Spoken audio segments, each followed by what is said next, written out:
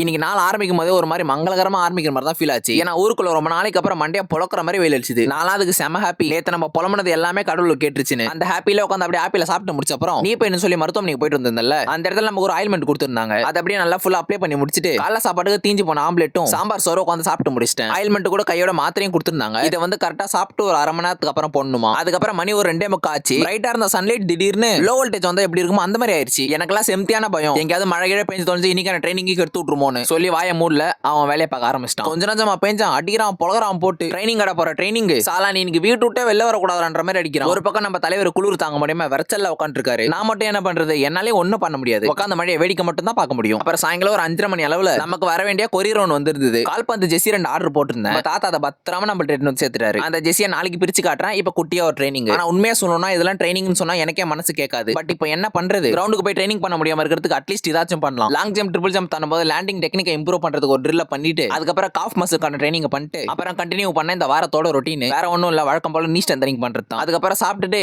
இன்னைக்கு நாளை முடிச்சுக்கிட்டேன். தொடர்பில் இருக்கவும் மக்களே.